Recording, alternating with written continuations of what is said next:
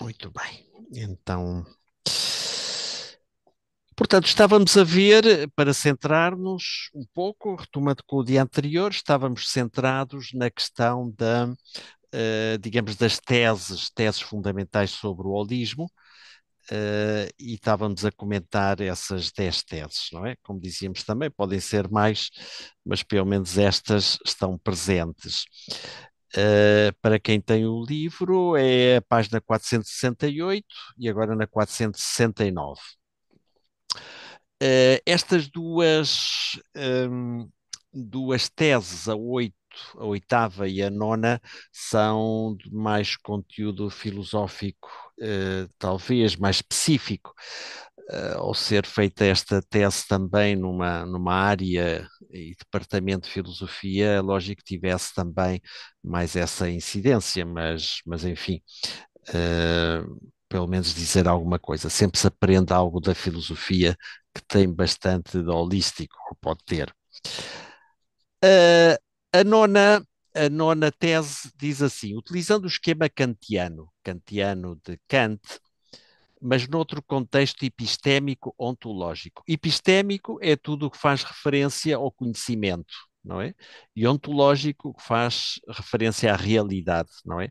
São as duas áreas, digamos assim, fundamentais. Tem outras áreas também, a filosofia, mas realmente as centrais são esta: uma reflexão sobre o conhecimento humano e também uma reflexão sobre a realidade, o que é a realidade. Então, podemos dizer que a mente humana, entendimento em Kant, só consegue captar discursivamente os fenómenos. Quero explicar isto um bocadinho mais devagar. O Kant sempre se sentia, não vamos ver a filosofia kantiana, não é interesse agora, mas alguma notazinha pode ajudar. O Kant sempre estava estupefacto perante a realidade do avanço da ciência, que no seu tempo foi muito importante, na física especialmente, e comparava com o conhecimento da filosofia. Uh, o que seria hoje as ciências empíricas da natureza, não é? Naquela altura até se chamavam filosofia natural, tem mais um sentido que parecem progredir de uma maneira mais, digamos, mais tranquila no sentido em que parece que as investigações se vão unindo umas às outras. Ahm, Coisa que hoje em dia é um pouco também discutível, mas enfim, ele via um caminho simples, um caminho acumulativo das ciências frente à filosofia que lhe aparecia, digamos, um conhecimento assim, quase como as obras de arte, não é? Sai um grande artista e faz uma produção de uma obra de arte, mas depois vem outro e faz, pode dizer até o contrário do que este disse. Ou vem outra teoria estética e que de alguma maneira pode ser contraditória. Entretanto, entre essas duas grandes figuras da filosofia, parece que só há assim epígonos, parece que há só pensadores secundários que se limitam a reproduzir esses grandes mestres. E muito contraditório. Muitas vezes as posições do filósofo são contraditas pelo que vem a continuação. Então, Kant estava surpreendido por isto e tentava explicar. Então, uma maneira como ele explica isto é a dizer que, digamos, a racionalidade humana tem duas faculdades, por assim dizer, não é? A faculdade do entendimento, que, se não recordo mal, em alemão era Verstand, e, digamos, a capacidade digamos, da razão, como maiúscula. Aqui são coisas diferentes, o entendimento e a razão. São ambas do que podemos chamar a racionalidade humana, por dizer de alguma maneira, por sintetizar, mas têm funções pelo menos diferentes. A função do entendimento é captar os fenómenos. Portanto, o que é que são os fenómenos? Já falámos disso, são todos os eventos que acontecem no espaço e no tempo. Não é?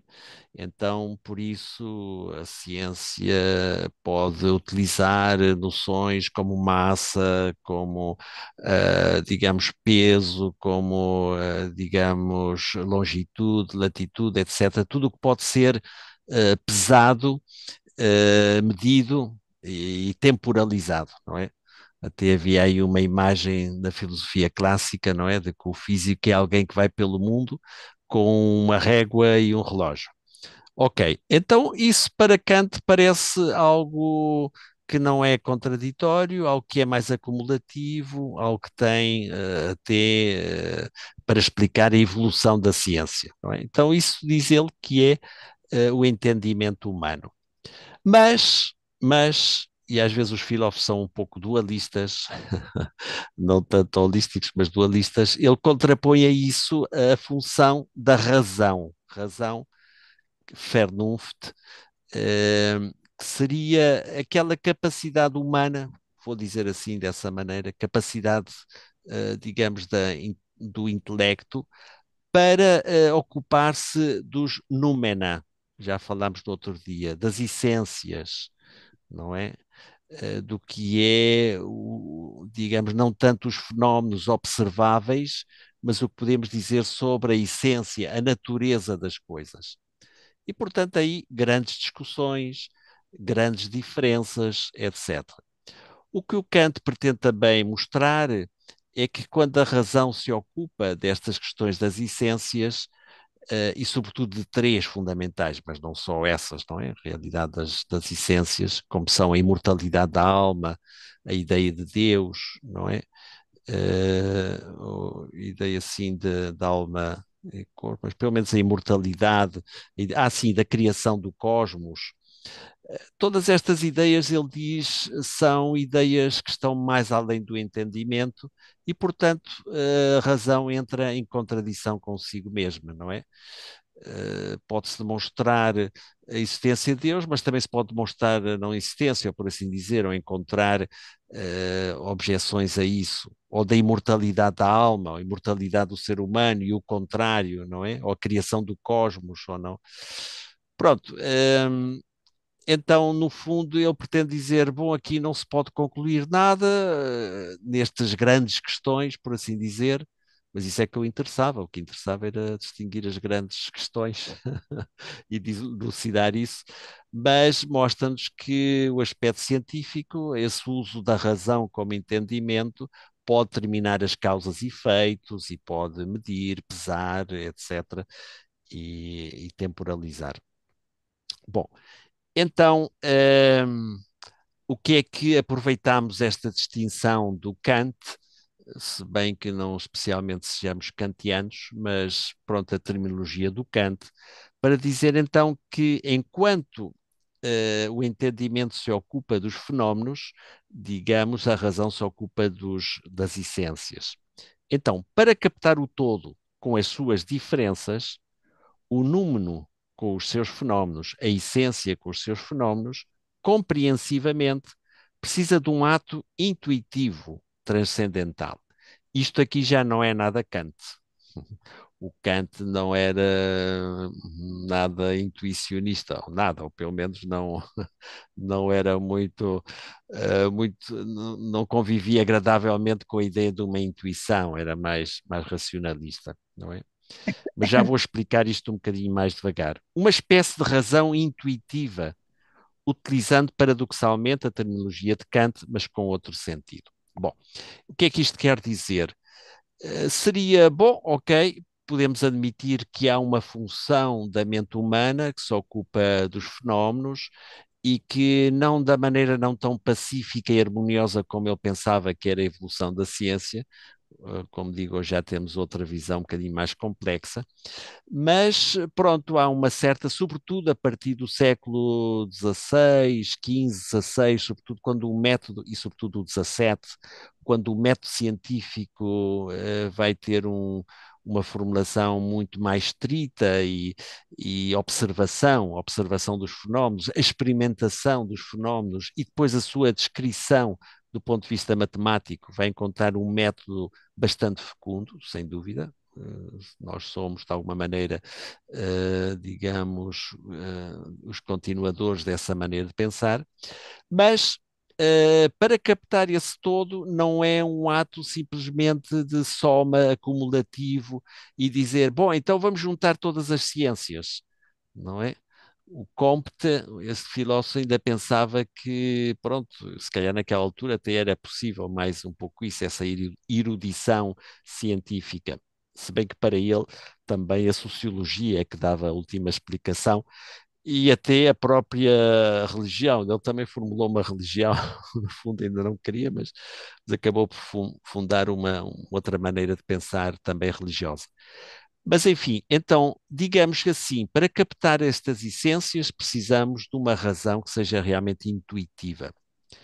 Intuição, e que vai depois um pouco, vamos tentar explicar melhor na décima das teses, quer dizer precisamente isso. Intuere, em latim, significa ver, não é? Ver dentro das coisas. Intuição é a capacidade, muitas vezes espontânea, imediata, de poder ver realmente a essência das coisas.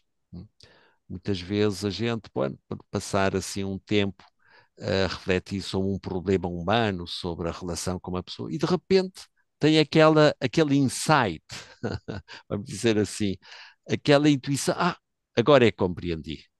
É como se uma luz se fizesse e de repente o que era diverso, o que era escuro, o que parecia, de repente faz-se realmente claro e evidente. Essa é um pouco essa ideia da intuição como fundamental para entender esse todo.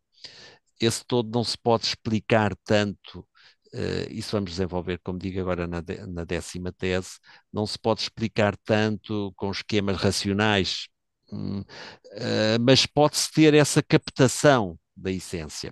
Também houve na filosofia posições desse estilo, o intuicionismo chamado, até houve na matemática também, mas a ideia seria um pouco desenvolver esta capacidade intuitiva. Por isso, quando nós estamos aqui em meditação, no fundo estamos a potenciar, de uma maneira mais prática, não é? Essa capacidade intuitiva. Estamos a dizer que é bom silenciar a nossa mente discursiva, não é? Esta de andar de causa e efeito continuamente e tentar andar, a mente macaco, digamos assim, a saltar sempre de uma folha para outra, de um ramo para outro, tentar um pouco pôr silêncio aí, e tranquilidade para poder realmente captar o que vai mais além da racionalidade, da própria racionalidade. Posições assim estão muito presentes em vários pensadores místicos e que eram também místicos, ou sobretudo, se não eram pensadores, eram realmente místicos e místicas, essa ideia da tomada de consciência de algo que vai mais além da nossa capacidade intelectual. Não tem que contradizer, mas mostra a insuficiência do nosso intelecto simplesmente dedutivo. O qual não quer dizer que seja mau, não é? Essa capacidade dedutiva. Claro que não. Nós precisamos dessa capacidade dedutiva para mexermos neste planeta, mexermos na nossa vida de cada dia, de uma maneira cada vez mais precisa e com. Mas se perdemos esta capacidade intuitiva de captar as coisas na sua essência, pronto, podemos estar a falhar o caminho.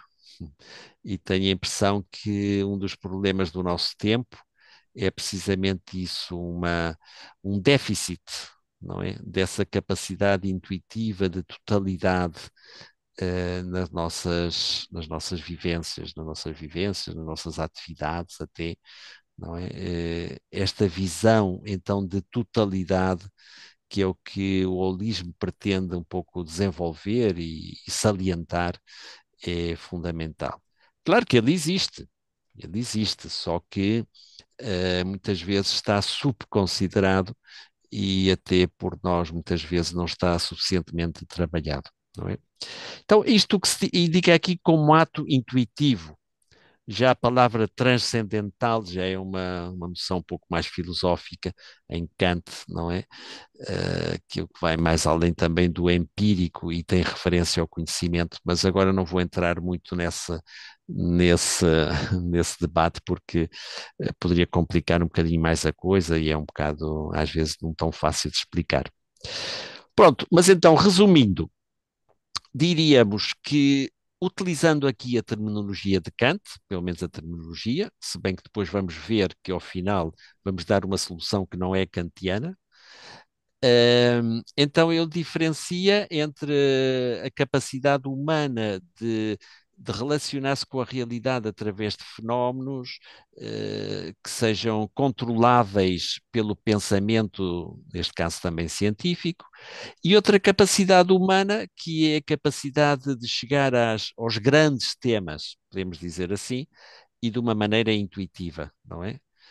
Eh, então, de alguma maneira, o holismo vai um pouco mais nesta linha, sem esquecer também essa capacidade racional. Acho que seria racional, agora entendida como dedutiva, acho que não seria entender bem o holismo, dizer, então é só um intuicionismo. Não, as duas coisas, se podemos falar assim, as duas polaridades integradas.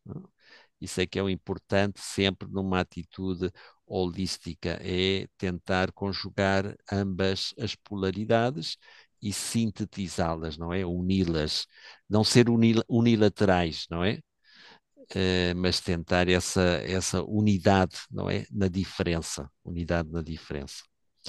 Bom, é um bocadinho filosófico, mas pelo menos acho que dá para entender um pouco, não? Acho eu, ou estou enganado. É muito complicado. Então, olha, se tem um tempinho assim durante a semana, vão ao Dr. Google ou vão aí à inteligência artificial e põem lá filosofia de Kant. Bom, e pode ser que até se interessem por outras coisas dele, aquele homem de Königsberg, que nunca saiu da sua terra, da sua cidade. E, no entanto, foi um espírito universal, não é? Frei Rui, Sim, posso dar podes. uma chega? Não, não sei se vou ajudar, mas eu no secundário dizia assim aos meus meninos, se calhar de uma maneira talvez mais simples. Ainda hoje, o que nós, enfim, consideramos que a ciência nos consegue explicar que são fenómenos, não é? A ciência continua, que eu saiba, só Hum, a atingir e a explicar os fenómenos.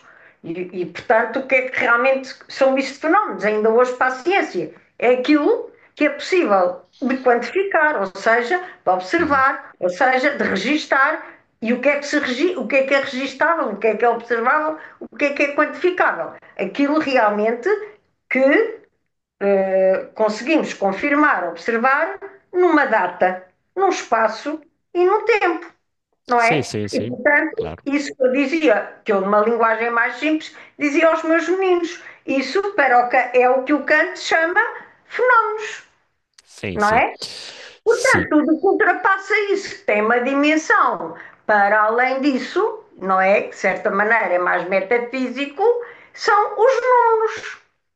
Pronto, sim. isto é como eu distinguia assim mais simplesmente. Pronto. Bom, não sei se mais simplesmente, é também o que eu estava a tentar dizer. Só complementaria aí, não é só observação, tem que ser também experimentação. Ou Sim, seja, sim, e talvez claro, até seja isso um claro, pouco claro, mais claro, moderno também. claro. Na antiguidade também a ciência era muito da observação, agora fez-se muito mais também de experimentação, formular bons Sim, sim, sim. experimentos, mas não é fácil. Mas sim, Mas é o não que pode é experimentar isso, sem é o que observar, disseste. sem quantificar, sem registar, não é? Claro, tem que ser observado, experimentado e encontrado uma linguagem que seja universal. Essa linguagem é matemática. Já o próprio Galileu já dizia aquilo, não é? A realidade física está escrita, a natureza está escrita em linguagem matemática, não é? Então precisamos da matemática para descodificar essa realidade. Bom, isto é um tema um pouco complexo, mas com esta utopia, vamos dizer assim, a ciência move-se e se não é quantificado, se não é encontrada alguma relação nesse sentido, pronto, então tende-se a desconfiar um bocadinho disso. Não é tanto uma ciência descritiva somente, eu explico como é que foi. Não, temos que encontrar uma matematização, não é uma lei. O ideal para entender isso, a ideia também de fenómeno e de lei é a questão, por exemplo, se formula uma determinada lei física, por exemplo, a famosa do Newton, não é? Dois, sobre a gravidade, não é? Dois corpos atraem-se proporcionalmente à sua massa, massa A por massa B, e inversamente ao quadrado da sua distância, multiplicada por uma constante, então significa isso uma lei. Significa que aplicando essa lei, todos os fenómenos que são, podem ser diferentes, estão integrados numa só lei. Isto parecia impressionante naquela altura, não é? O próprio Kant e tudo isso. Epá, como é que isso funciona dessa maneira? Eu formulo uma lei e já sei então, e há outras também, não é? Mas esta foi das mais impressionantes e que, aliás, entre parênteses, isto agora já é uma pequena derivação, permitiu superar aquele dualismo antigo do mundo lunar e supralunar, não é? Não sei se já falámos disso, em Platão, Aristóteles, havia sempre aquela ideia que o mundo sublunar, estava da Lua cá para baixo, era o mundo da corrupção, o mundo da destruição também, de alguma maneira, até certo ponto. E o mundo supralunar era o mundo das harmonias perfeitas, sim, da esfera, do movimento esférico, que é um movimento perfeito, e portanto eles pensavam, sim, que os corpos celestes eram corpos eternos, não é? E que, enfim, frente aos nossos corpos e tudo isso. Então, esta lei do Newton permite universalizar e acabar com aquela distinção entre os corpos celestes e os corpos terrestres. A gravidade aplica-se tanto a uns como a outros, não é? Pronto, já que hoje já sabemos um bocadinho mais do que sabia o Newton no seu tempo, não é? Ou a fórmula hoje que diríamos da energia igual a massa por velocidade da luz ao quadrado, mc ao quadrado, pronto, é sempre impressionante. É subsumir numa lei milhares, milhões de fenómenos que são explicados com essa lei, não é? Ou pelo menos uma das explicações. Pronto, então isso é o que se queria dizer. Agora, o que é que fica de parte? Fica de parte as grandes questões humanas. A física, pronto, pode, hoje mete-se em coisas até interessantes, mas e faz perguntas muito originais, sobretudo com respeito ao universo e o que chamamos criação ou não criação. Mas, no fundo, não resolve o sentido da vida humana, não é? Qual é o sentido da vida humana? Qual é? Existe algo para mais além do que podemos observar? Pronto, sim, está a matéria escura, energia escura, está bem, mas nós continuamos ainda a perguntar mais, não é? Existe um mais além, não existe um mais além, existe um Deus, não existe um Deus, ou são vários, ou não existe nada. Porque muitas vezes identificamos, e não corretamente, a ciência com o ateísmo, nem muito menos, não é?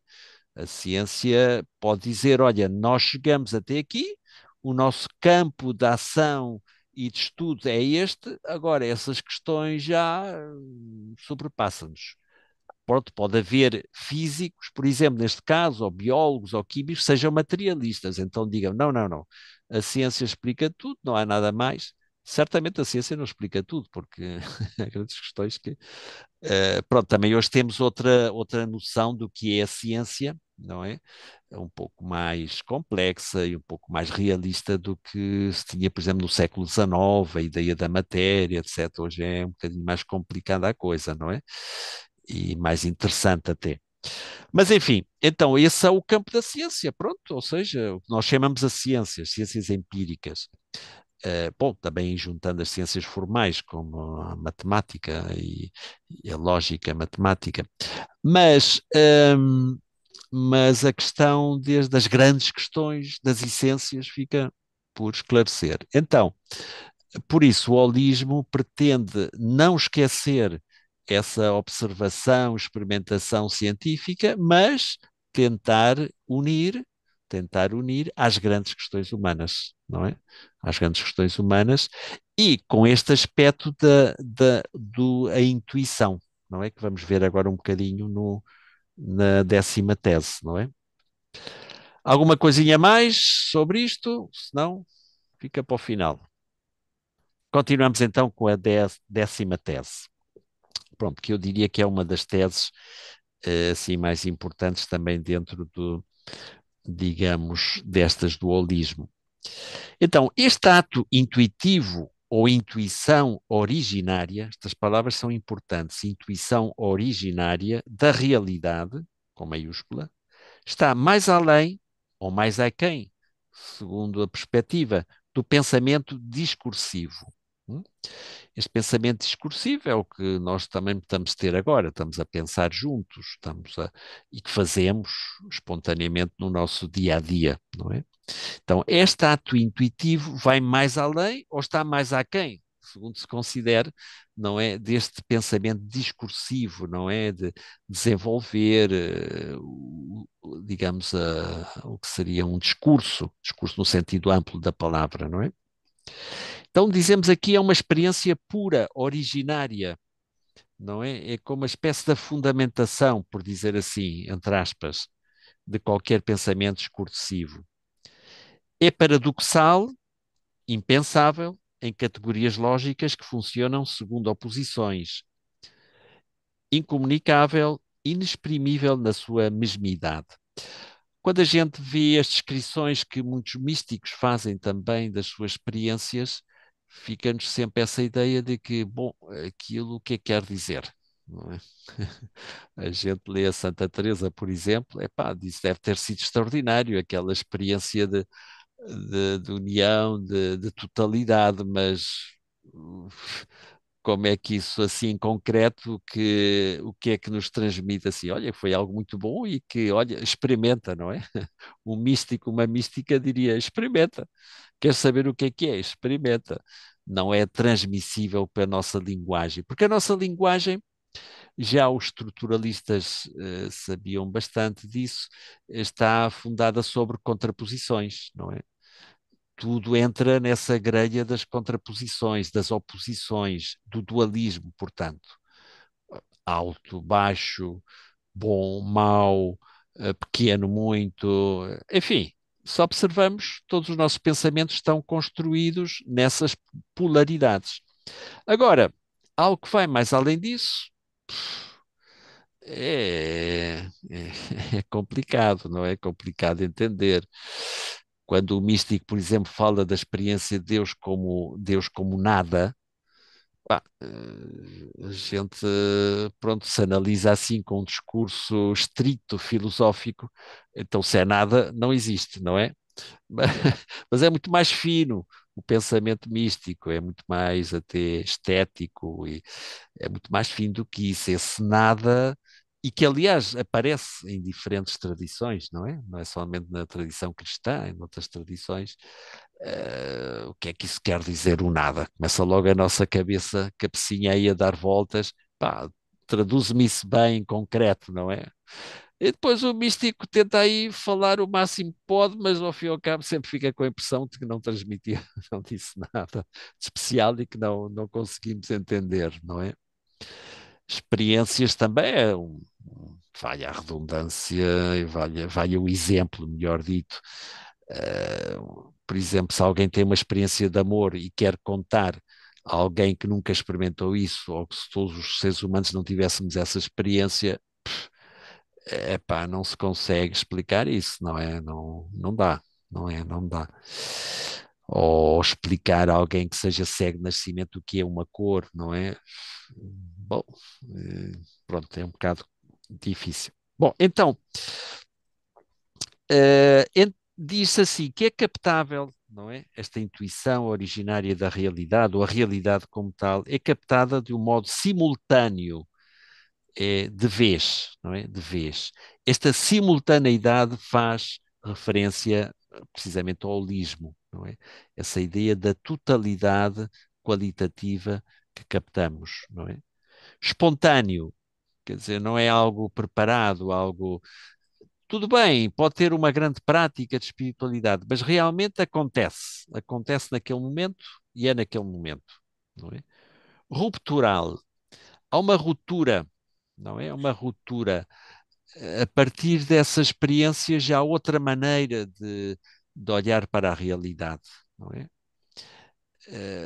Por exemplo, na tradição Zen, a tradição zen, sempre há uma suspeita de que o que nós chamamos realidade é uma construção mental.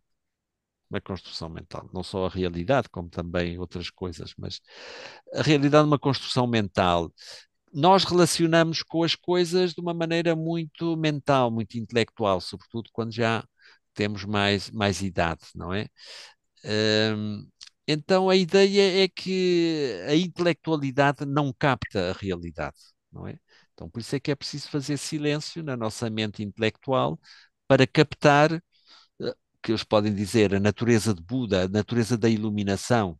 Buda aqui pensado não de uma maneira, o Buda histórico, mas da característica da iluminação, não é? Só podemos ser iluminados quando de repente tomamos consciência de que essa razão, essa intelectualidade não capta a realidade, não é? Então, o Zen é muito, enfim, muito atrevido, não é? Diz, é captar a realidade tal como ela é. Não é? Não por meio intermédio de raciocínios, de argumentações, de palavras, de conceitos. Ela como é. Eh, Portanto, é um bocadinho nesta mesma linha, não é? Aqui dizemos, de uma vez por todas, há diversidade de escolas, umas mais rupturistas e outras mais gradualistas, não é? Sempre houve, até no próprio Zen e noutras tradições, umas que dizem, não é aqui agora e pronto. E outras que dizem, bom, isto é um processo, não é? Mas certamente ao final tem que haver um momento de luz, não é? Portanto, sempre há uma ruptura, sempre há um momento em que tomas consciência, tomada de consciência, não é? A ideia um pouco é também de não despertarmos ainda. Não é? Despertamos de manhã, não é? Mas não despertamos à verdadeira realidade. Não é? Para despertar à verdadeira realidade é preciso um empenho bem decidido, não é? A espiritualidade também não é assim uma coisa como alguns aí, para diversão, que bonito e tal, dá uma certa qualidade de vida. Sim, ok, mas é para tomar a sério, não é? Empenhar-se bem a sério, não é? O que é que será? E de todas as formas não é resultado desse esforço. Sim e não. Já estamos outra vez com os paradoxos de um pouco destas questões.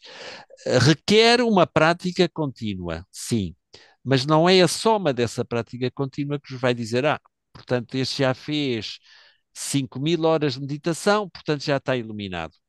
Não, não. Tem que acontecer. Acontecer está para além dos nossos cálculos.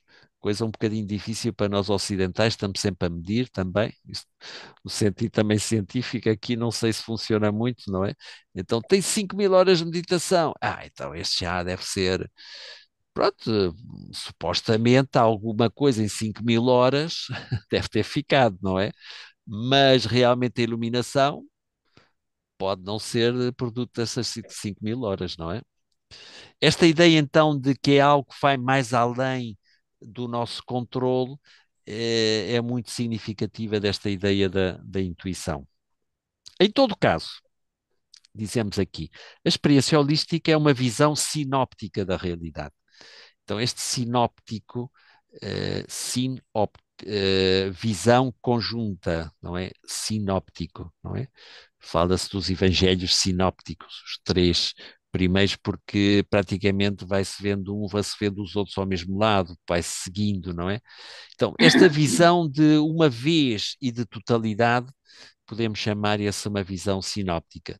Que pode acontecer na nossa vida. E oxalá aconteça, não é? E não é preciso ser muito filósofo ou teólogo ou grande intelectual, precisamente, talvez até não, para ter algumas experiências de totalidade, não é? Vamos ver depois aí algumas podemos citar, pelo menos de outras pessoas, mas pode ser que nós comecemos a descobrir em nós próprios, nós próprias, momentos na nossa vida em que tiveram esse despertar. Pronto, podem ter sido uns poucos segundos, pode ser algum minuto, mas houve uma visão qualitativamente diferente da realidade. qualitativamente diferente nesse sentido. Pronto, e pomos aqui, é apofática. É o que dizíamos também ali de incomunicável. Apofático quer dizer que não se pode transmitir. Ahm, digamos, está mais além da nossa capacidade intelectual, por dizer assim. Existe, está aí, mas não se pode transmitir, pelo menos numa linguagem como nós temos. Por isso, muitos místicos foram também artistas, porque a arte tem a possibilidade de aludir, de fazer metáforas, por exemplo, no caso da poesia. Espero que tenhamos tempo para ver um bocadinho essas questões, porque tudo isto é um bocadinho lento de expor, mas enfim. A metáfora leva-te mais além, não é?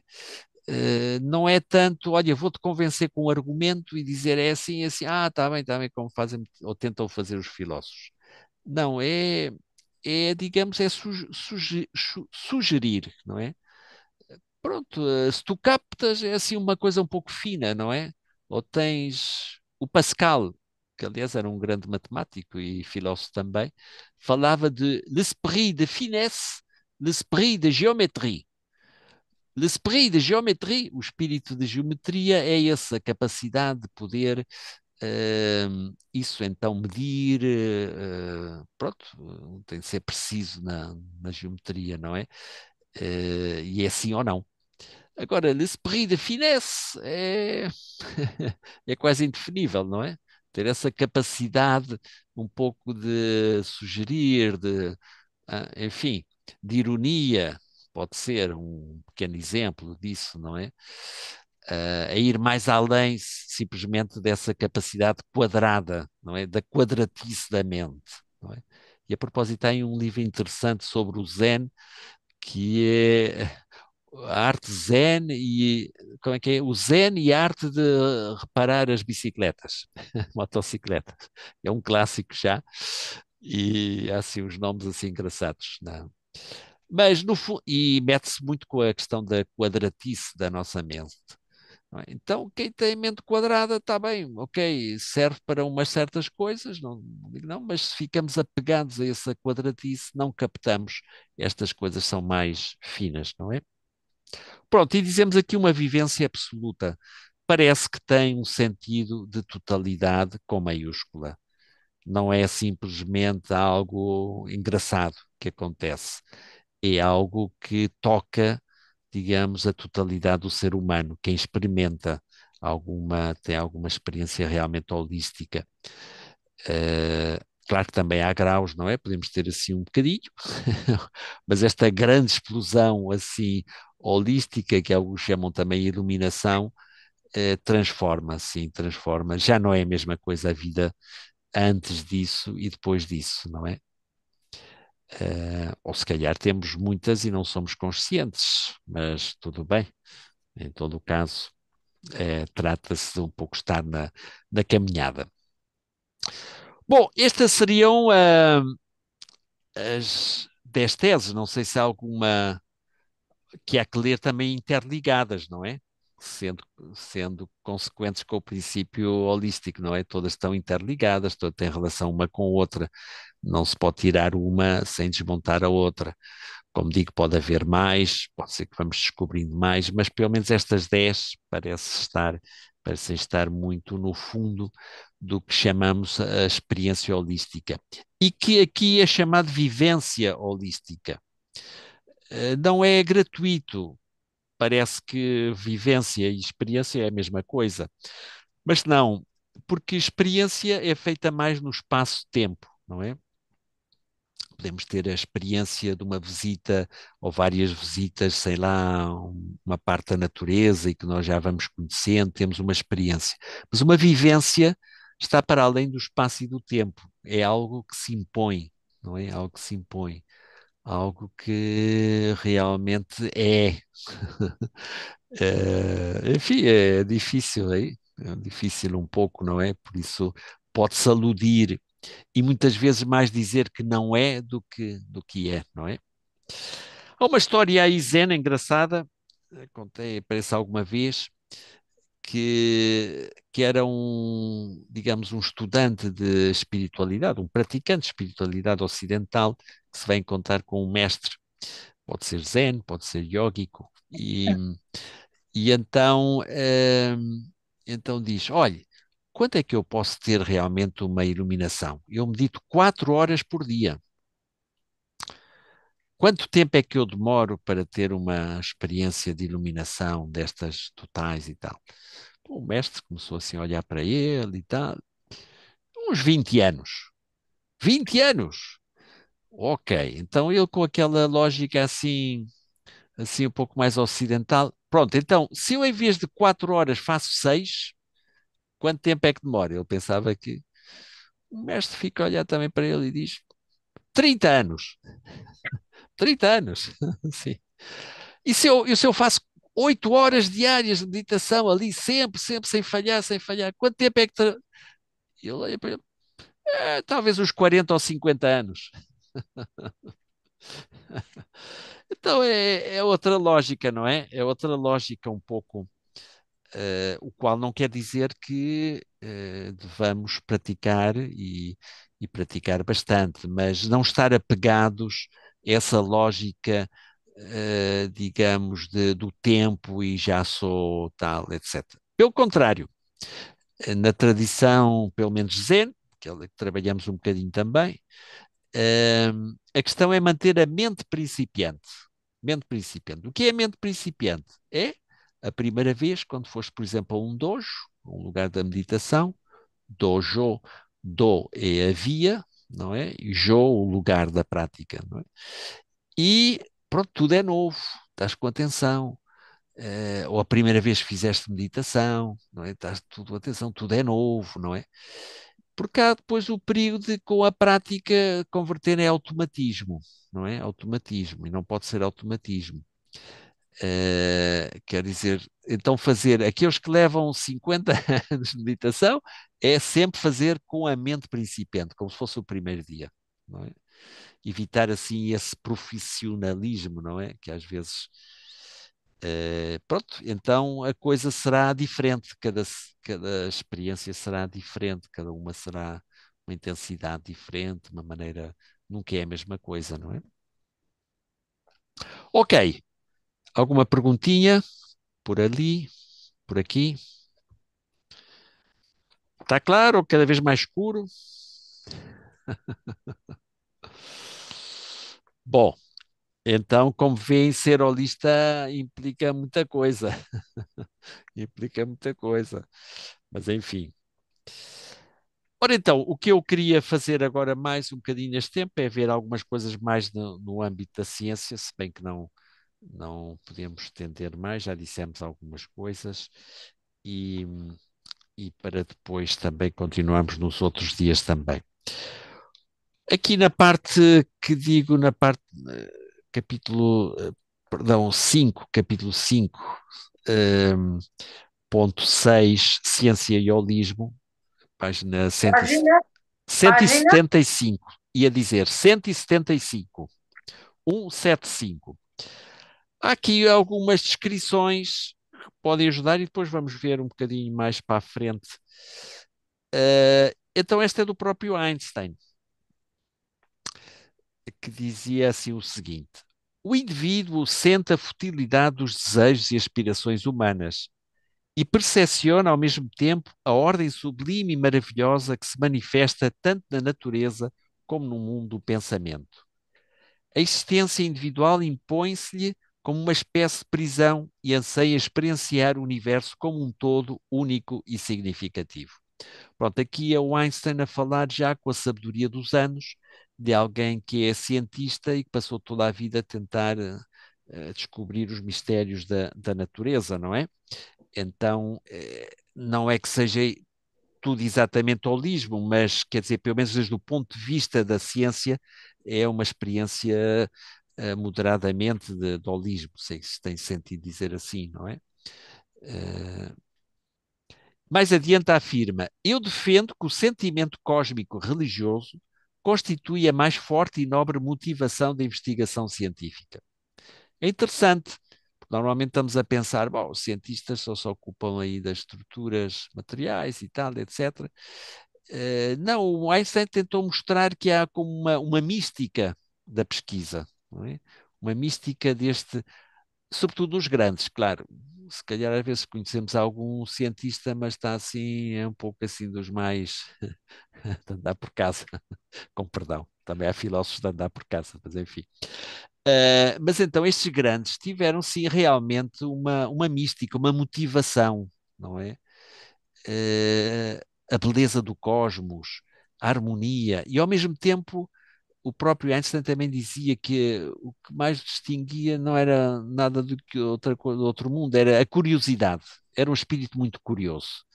Isso é importante. Então, diz aqui, somente quem pode aperceber-se do imenso esforço e, sobretudo, da devoção que trabalhar como pioneiro no campo científico teórico requer, é capaz de compreender semelhante trabalho, por mais distante que possa parecer das realidades da vida, só pode surgir da força emocional vinculada a tal sentimento. Que profunda convicção da racionalidade do universo e que ânsia de compreender, nem que só fosse uma centelha da mente criadora que revela este mundo. Devem ter tido Kepler e Newton para serem capazes de gastar anos e anos de trabalho solitário no empenho de desvendar os princípios da mecânica celeste, não é?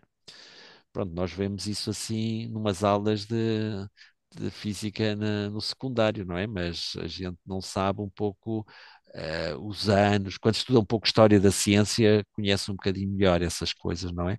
Os anos, os desenganos, as coisas, até realmente chegar a descobrir alguma coisa.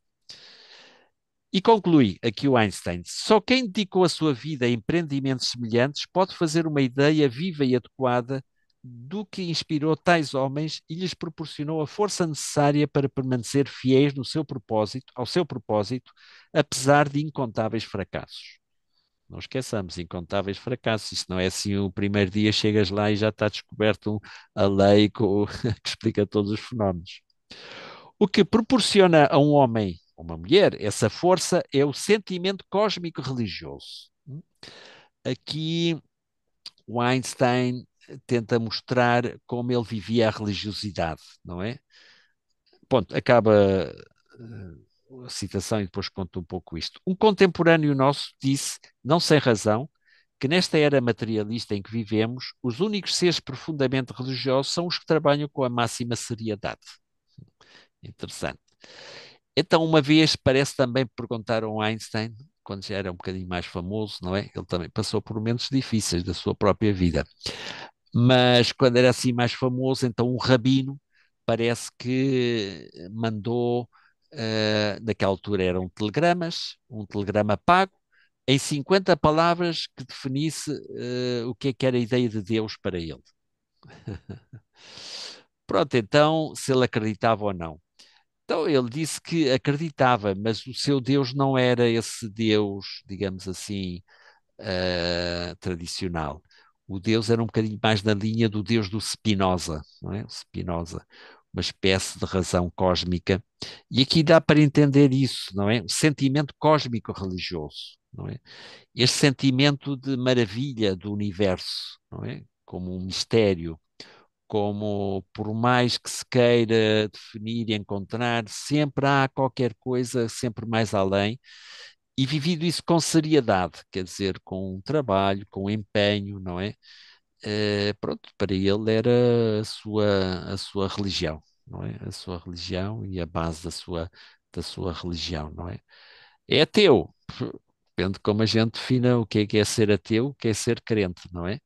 Ele mostrava este aspecto. Então, podemos dizer de alguma maneira que isto é um certo holismo, digamos, não é o holismo de uma união com o absoluto, mas é um holismo de tomada de consciência do universo como tal, do cosmos, não é?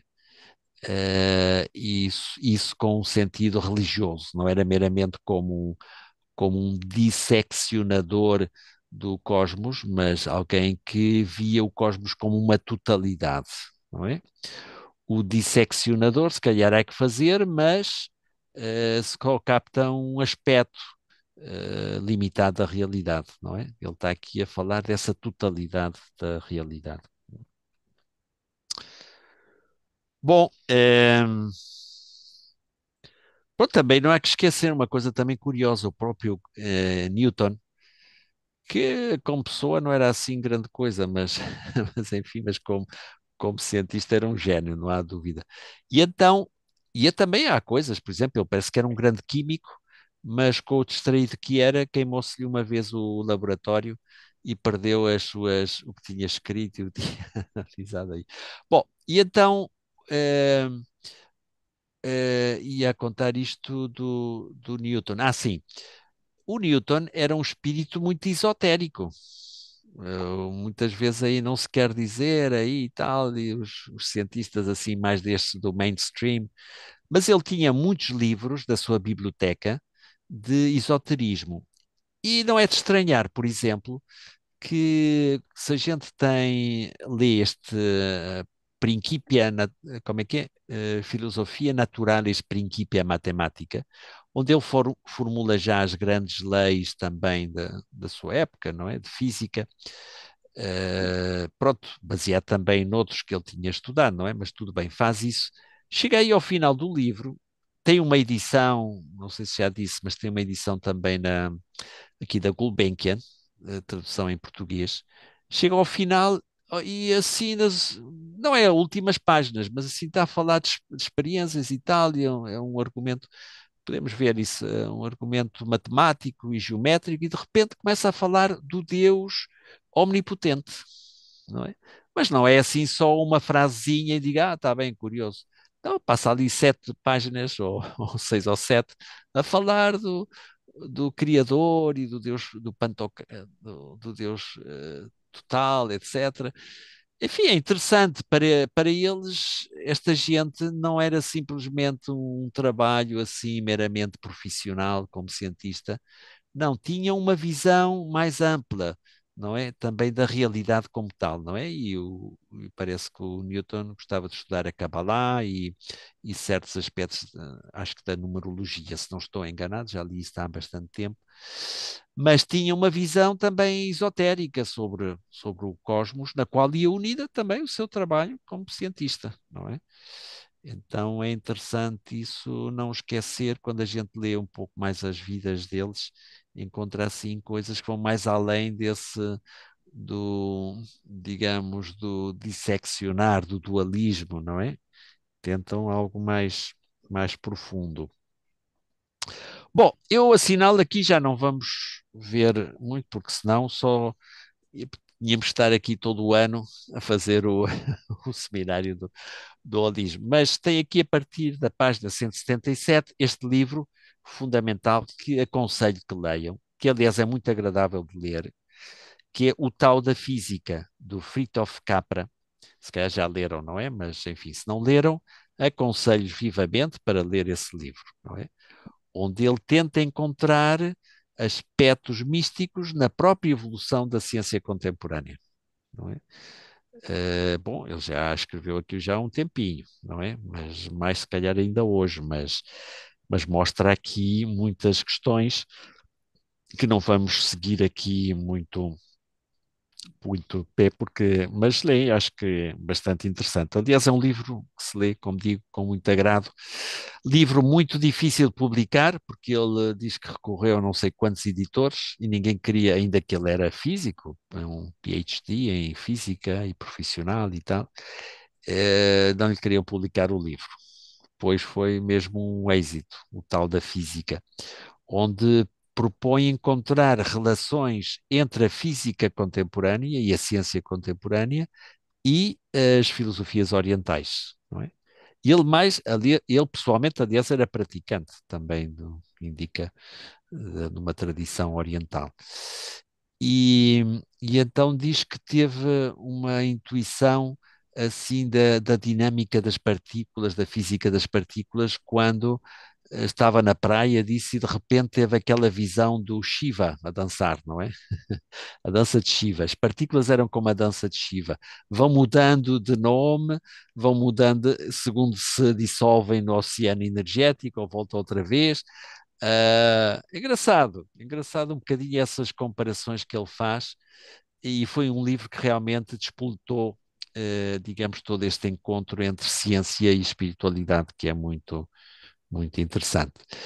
E, e o que eu queria agora comentar mais tudo isso, e podem ver também aqui, e sobretudo ler o livro, vale a pena, é, é aqui, na terceira edição do livro, ele tem umas cinco pontos do que chama um novo paradigma.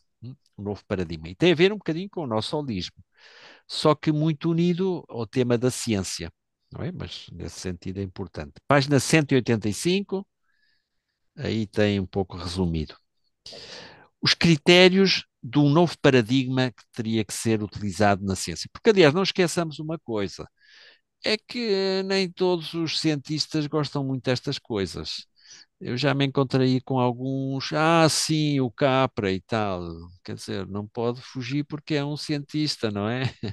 Não é assim somente, mas não gostam muito. A ciência ainda mainstream das universidades ainda continua a ser muito atomista e reducionista, não é? Pois talvez para ver se temos tempo para ver um bocadinho isso, mas enfim. Bom, então, ele diz: o primeiro critério é a nova relação entre a parte e o todo, em que predomina a totalidade. Esta é a formulação realmente holística, não é? A nova relação entre a parte e o todo, na qual predomina a totalidade. Basicamente, a visão holística é isso, o predomínio da totalidade sobre a parte. Há aqui um tema, não vamos ver já, se calhar no próximo dia faço alguma alusão, aliás, eu também não conheço demasiado, mas nem demasiado, muito pouco, sobre a Gestalt. Gestalt é uma escola de psicologia em que tem precisamente esta questão da totalidade como sistema perceptual ou percepcional, não é? A nossa percepção é mais de totalidade e não de soma das partes, não é? Interessante que isto se pode utilizar também para o estudo das línguas e para outras coisas, mas pronto, ok. Continuemos aqui com o primeiro critério. Uh, Diz ele, ainda que certamente as propriedades das partes contribuem para a nossa compreensão do todo, essas propriedades só poderão ser totalmente compreendidas através da dinâmica da totalidade. Ou seja, a totalidade é agora principal, e uma vez compreendida a sua dinâmica, dela se poderão inferir, pelo menos em princípio, as propriedades e os padrões de interação das partes. Pronto, se ciência é procurar padrões, então, de alguma maneira, a totalidade ajuda-nos a entender esses padrões também da interação entre as diversas partes. Segundo critério do novo paradigma, que ele diz que já está em ação, tem a ver com uma mudança epistemológica. Epistemológica quer dizer na nossa estrutura mental de conhecimento, não é? Da nossa atitude mental, vamos dizer assim, em função da estrutura a pensar em função do processo, não é? Uh, é mais a ideia do processo do que uma estrutura, digamos estática, não é? É mais a ideia do processo. Ao fim e ao cabo, os fenómenos não são fenómenos estáticos, são eventos, acontecimentos, não é? Então, acostumamos mais a pensar também do ponto de vista do conhecimento numa questão de processo, não é? A questão do processo, empregar o processo, não é? O dinamismo, já dissemos, isto tinha a ver um pouco, pode ter a ver com a primeira tese, não é? Tudo está em permanente dinamismo, em permanente intercâmbio, não é? No antigo paradigma, acreditava-se que existiam estruturas fundamentais e depois forças e mecanismos através dos quais estas interagiam, o que originava os diferentes processos. Agora, no novo paradigma, crê-se que o processo é o primordial, o básico, e cada estrutura observada é uma manifestação de um processo subjacente. Isto tem a ver um pouco até com coisas da linguística, porque lembro que um pouco a ideia, pelo menos quando estudávamos, digamos, o Chomsky e a gramática generativa, a ideia sempre era de que o fundamental é o verbo, não é? É o verbo. Os substantivos de alguma maneira, são solidificações dos verbos, dos processos, não é? E nessa ideia o David Bohm, outro grande físico, vai falar no outro livro, mas pronto, estamos agora neste. Então a ideia é que o mais importante é a ideia de dinamismo, não é? Talvez tenha a ver com isto, não sei se diz mais à frente a ideia de campo, não é? O campo de interação. Ok, o terceiro critério é a passagem de uma ciência objetiva a uma ciência epistémica. Isto é muito interessante. O que é que significa? Uma ciência objetiva é aquele modelo, também era do Newton e do Descartes, não é? Algo que está aí objetivo. O espaço e o tempo são absolutos e pronto, aí é um observador que é uma espécie de Deus, não é? Que vai observando, vai descrevendo, etc. Então, isso acabou. Isso acabou, até com a física de Einstein e mais ainda com a quântica, não é? Todo o conhecimento, de alguma maneira, é uma intervenção sobre a realidade. Então, é uma ciência agora não meramente assim dualista, sujeito-objeto, falámos um bocadinho já disso, mas consciente dos processos de conhecimento do próprio cientista, do próprio instrumental que se utiliza, não só o instrumental do ponto de vista material, mas também da própria estrutura de conhecimento, da própria matemática que se emprega e também do processo de conhecimento que se emprega. Aquela famosa experiência e que tinha sempre dividido historicamente os físicos, se a luz é, digamos, é uma onda ou uma partícula. Aí havia opiniões para um sentido e noutro. Então, segundo as últimas determinações, diriam é luz, ponto, a luz é partícula e é onda. Tudo depende da maneira como montas a tua experiência, não é? Se queres observar do ponto de vista de partícula, eh, comporta-se como uma partícula. Se o observas e o trabalhas como uma onda, é uma onda também, não é? Então, o princípio de contradição aqui é onda ou a partícula? É uma onda-partícula, uma partícula-onda. Pronto. Pronto, estas questões levantam. E como é que isto é possível, não é? Como é que é possível? Então, ciência epistémica significa tomada de consciência, uma ciência com consciência. Quando assim brincando com as palavras, ciência com consciência. Aí aparece já ao final a nossa querida É, amiga afinal. Laurentina. Mas pronto, estamos a gravar. Ah, Então, no antigo paradigma, dizia ele, acreditava-se que as descrições eram objetivas, isto é, independentes do observador humano e do processo de conhecimento. No novo paradigma, pensa-se que a epistemologia, ou compreensão do processo do conhecimento, deve ser incluída explicitamente na descrição dos fenómenos naturais. Assim, a epistemologia, seja qual for a epistemologia apropriada, terá de fazer parte integral de toda a teoria científica. Pronto, uma ideia muito fundamental. O quarto critério consiste em transformar a antiga metáfora do conhecimento como um edifício, não é? Metáfora arquitetónica, poderíamos dizer, aquilo que é uma base, não é? Depois às vezes até falamos assim, é o fundamento, a base, não é?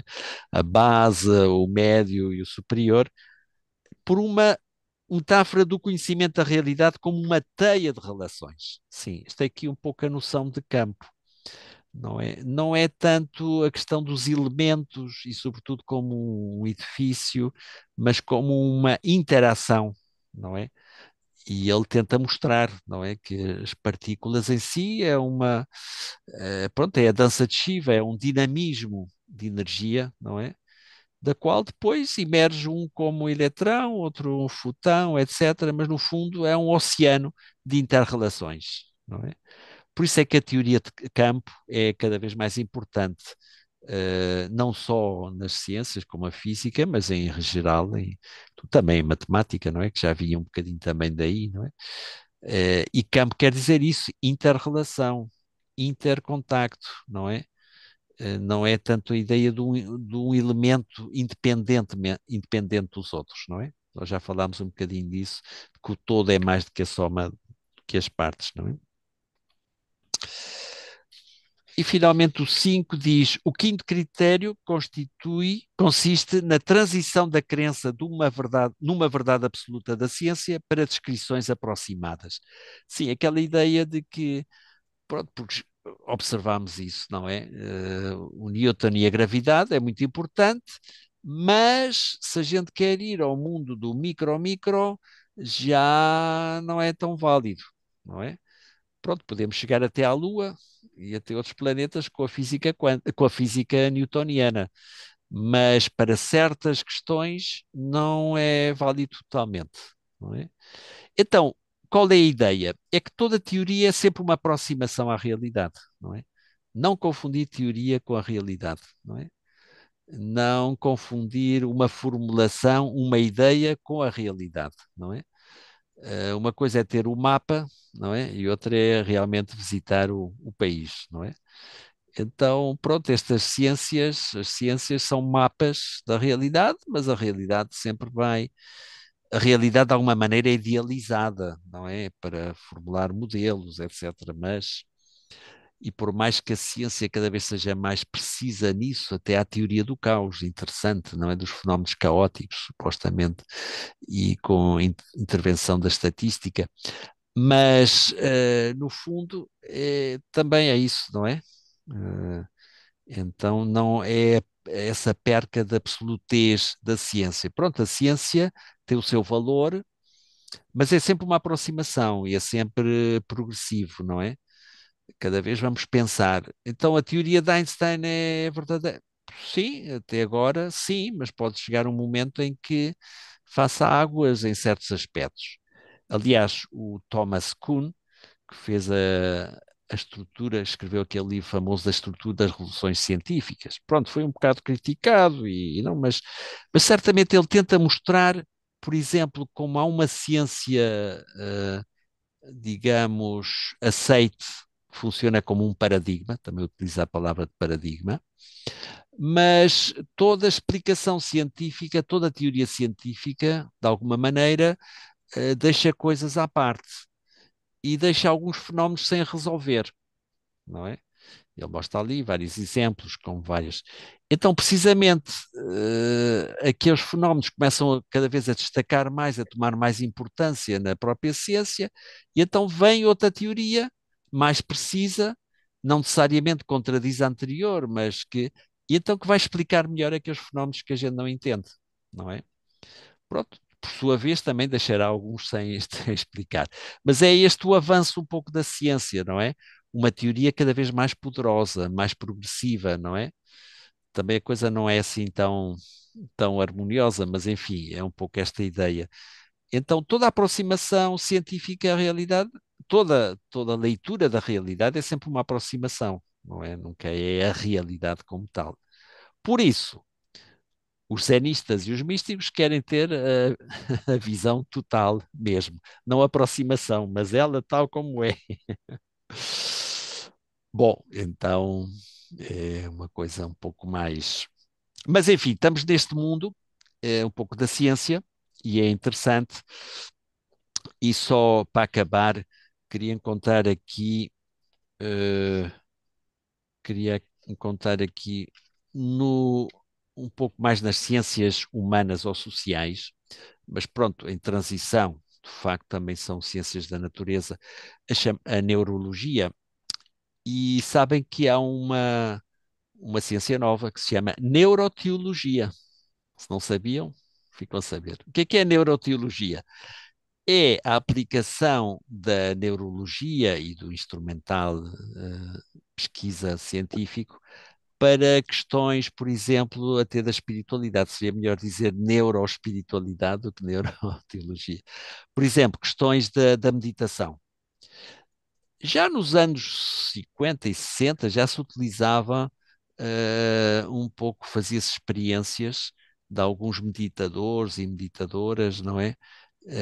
Sobretudo, digamos, com eletroencefalograma.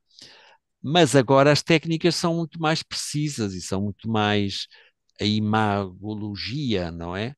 E são cada vez instrumental mais sofisticado. Então, por exemplo, é ver no processo de meditação convidam a pessoas de diferentes tradições, porque isto tanto faz tradição. A questão é que tem que ser gente já com uma prática bastante séria. E então vê-se que é curioso, encontra-se aí padrões de iluminação de determinadas zonas do cérebro em quem está em estado de meditação mais profunda. E então são essas pesquisas que fazem e que é engraçado porque, quer dizer, não demonstram que existe Deus ou que existe alguma entidade, mas demonstra pelo menos que se há uma experiência deste estilo, tem umas características interessantes, não é? E depois já estudam um pouco mais neurologicamente se aquilo significa se essa parte tinha a ver com o hemisfério esquerdo, se isso também de alguma maneira bloqueia o sentido do eu que aparece ou não. Bom, enfim, umas discussões assim um pouco mais de alto nível, mas tem a ver com uma pesquisa também que se faz, do ponto de vista mais quantitativo nesse sentido.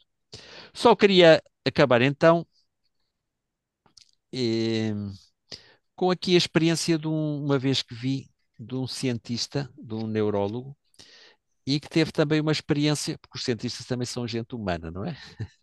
Então teve uma experiência, não haverá algum que me esteja a ouvir, porque senão.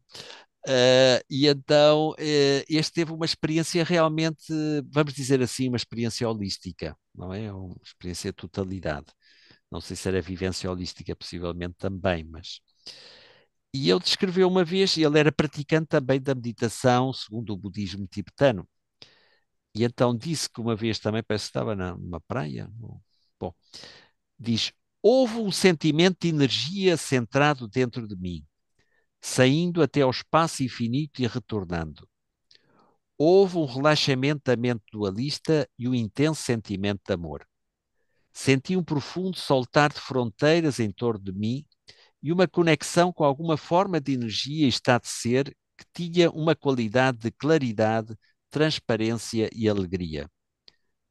Experienciei uma intensa e profunda sensação de ligação com cada coisa, reconhecendo que nunca houve uma verdadeira separação total.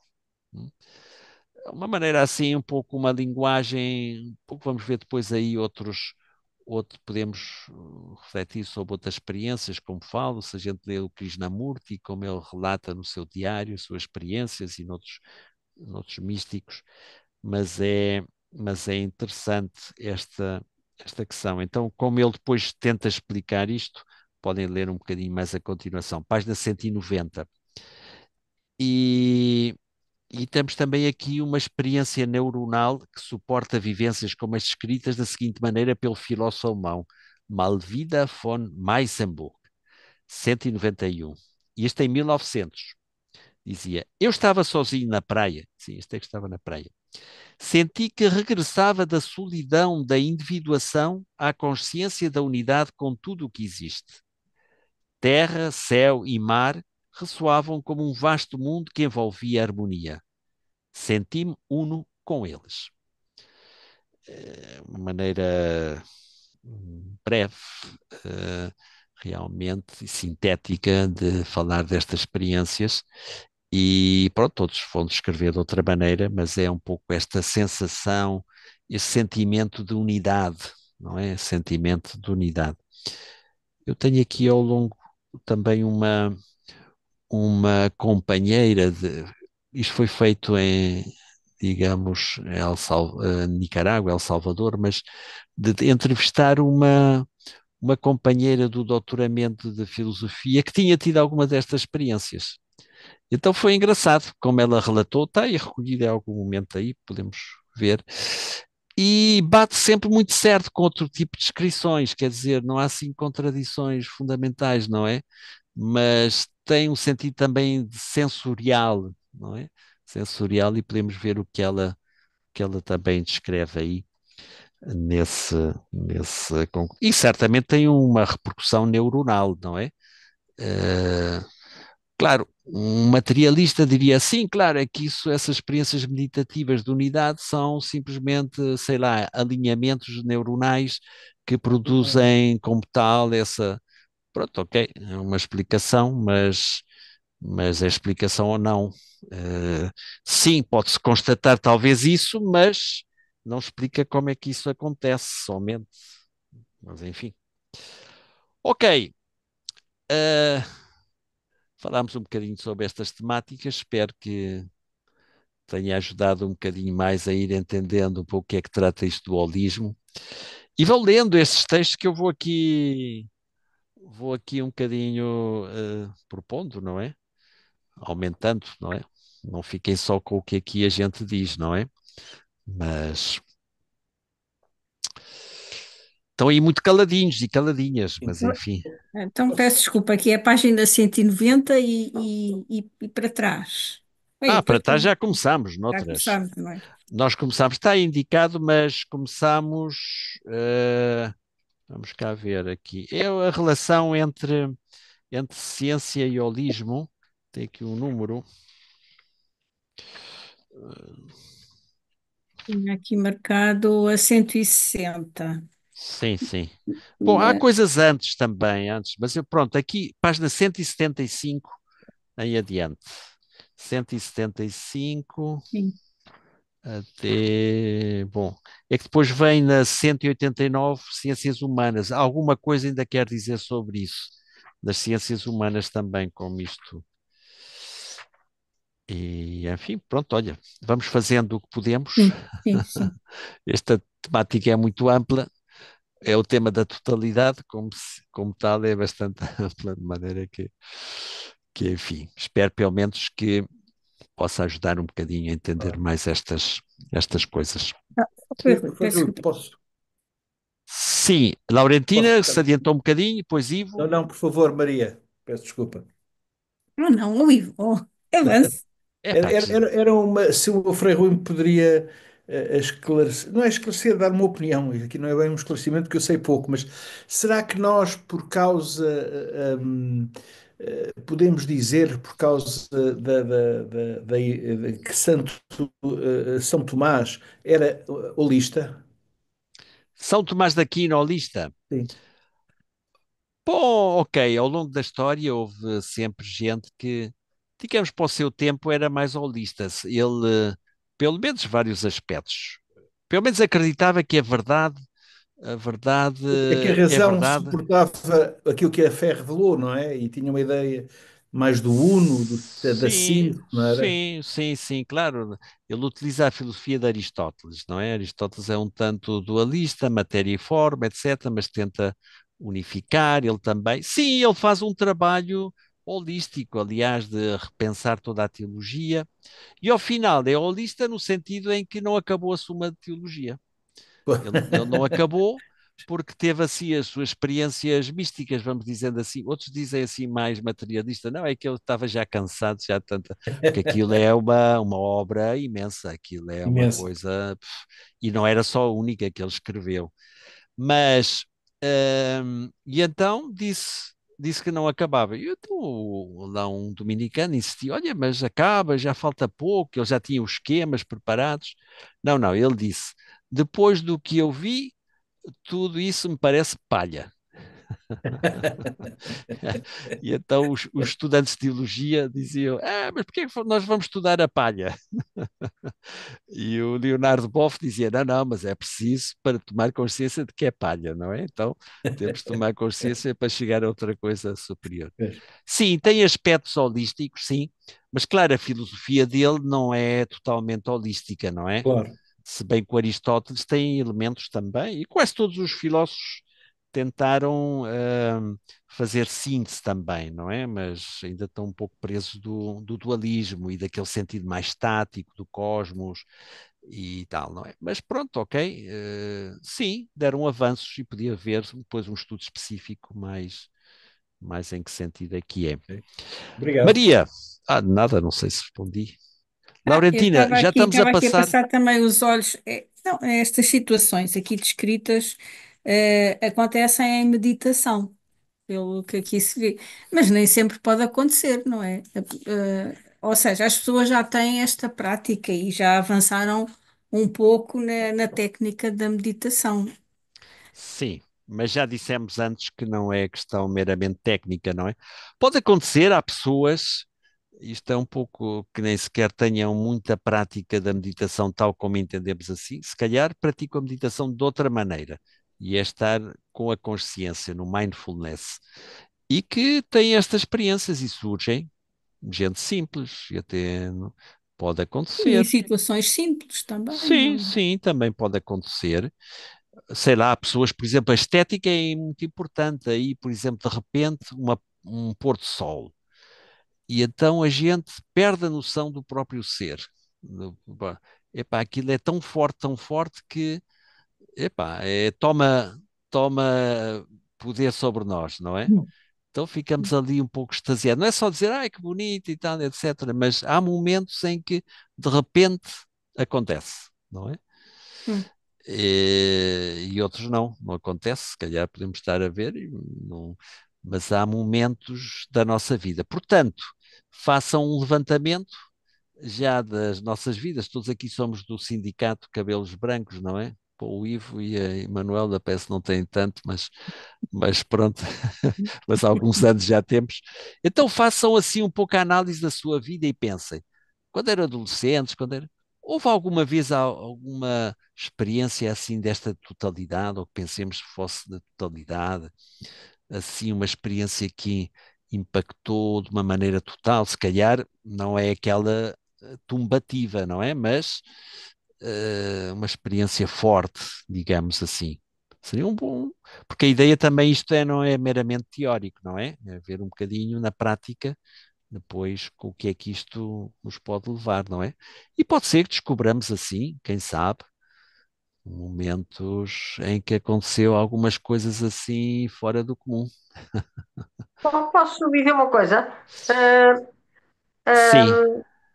ah, normalmente, até para alguns filósofos, os grandes fenómenos da natureza, tempestades, ah, ah, às vezes, sei lá, ver o mar, aquele mar muito, muito tempestuoso, podem remeter para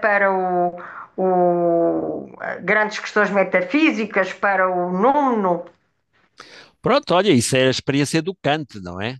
Na estética do da Kant estética kantiana, exatamente, da estética era o kantiana, fascinante. exatamente, O fascinante não é exatamente, somente é o sublime, não é? exatamente. Sem dúvida, nesse sentido, sim.